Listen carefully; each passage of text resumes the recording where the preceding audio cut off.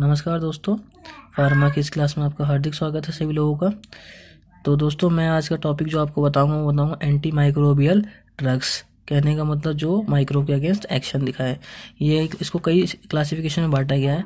तो मैं आज आपको जितने भी ड्रग्स है इसका ओवरव्यू बताऊंगा कि इसमें कौन कौन सी ड्रग्स आती हैं सारी, और हम एक एक करके सब डिटेल में पढ़ाते चलूँगा आपको इस लाइन से।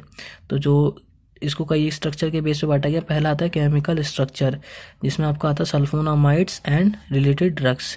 इसमें आता है आपका सल्फाडाइजीन, सल्फोन्स में आते हैं डेप्सोन, डीडीएस और पीएस, पैरामिनो सैलिसाइलिक एसिड। दोस्तों, दूसरा आता है हमारा डाई अमीनो पिरिमिडिन्स, जिसमें आपका आता है ट्राईमिथोपिरिम और पायरीमिथाअमीन। तीसरा आता है क्यूनोलोन्स, जिसमें आता है आपका नैलिडिक्सिक एसिड, नोरफ्लोक्सासिन, सिप्रोफ्लोक्सासिन, प्रूलीफ्लोक्सासिन। इसमें कुछ याद रखिएगा कि फ्लोक्सासिन जिसके लास्ट में है वो आपको क्यूनोलोन्स में आते हैं। चौथा आता है आपका बीटा लैक्टम एंटीबायोटिक्स। इसमें आता है आपका पेनिसिलिन, सिफेलोस्पोरिन, मोनोबैक्टेम्स, कार्बनापेम्स। दोस्तों, मैं सभी के बारे में डिटेल्स में बताऊंगा आपको धीरे धीरे लेक्चर के बारे में।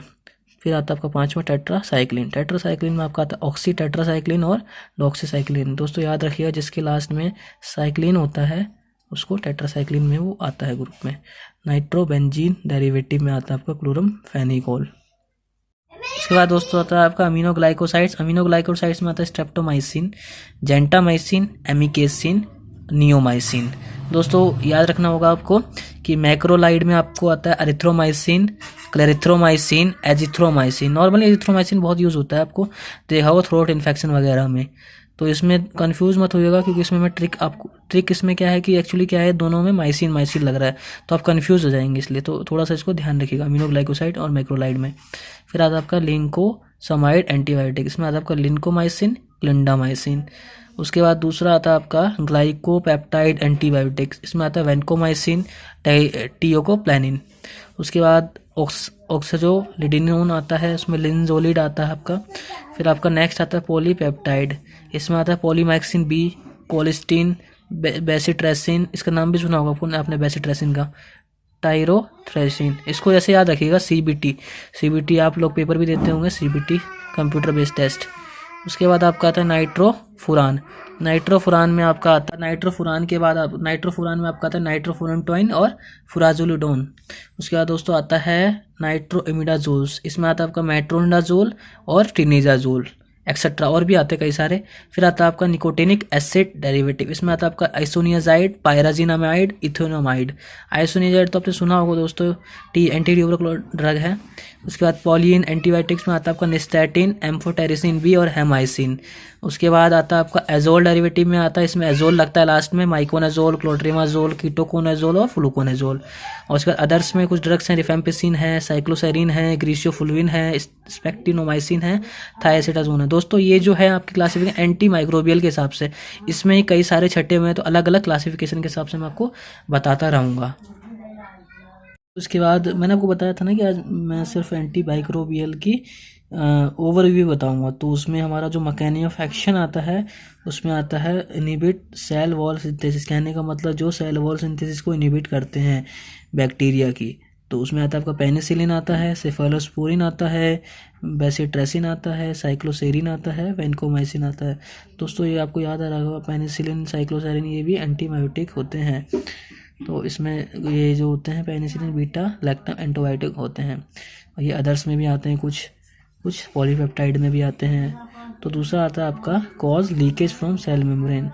तो इसमें क्या आता है, पॉलीपेप्टाइड, पॉलीमाइक्सिन आते हैं, कोलिस्टीन आते हैं, पॉलिन्स में याद है आपको, पॉलिन्स में आपके ये आते हैं बेसिट्रेसिन, टियोट्रेसिन, ये सब आते हैं।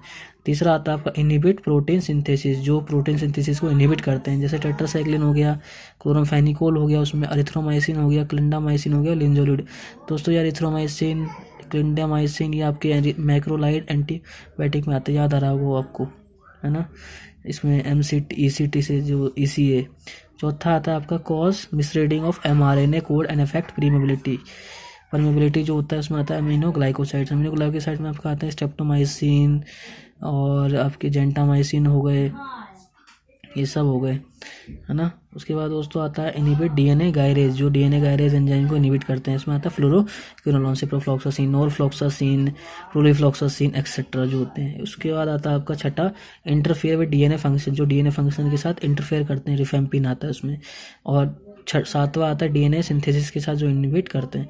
दोस्तों दोनों में डिफरेंस है, इसमें फंक्शन आ रहा है, इसमें सिंथेसिस जो स्टार्टिंग से इन्वॉल्व होते हैं। एसाइक्लोविर एंटीवायरल ड्रग्स है, ज़िडोवोडिन भी एंटीवायरल होती है।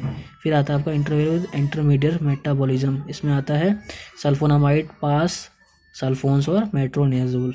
इसके अलावा काफ़ी सारे और भी हैं, तो आपको बेसिक चीज़ें पता, जैसे अमीनोग्लाइकोसाइड्स। आपका अमीनोग्लाइकोसाइड्स में आपको याद आना चाहिए कि अमीनोग्लाइकोसाइड सुनते ही आपको नाम याद आना चाहिए कौन सा होता है।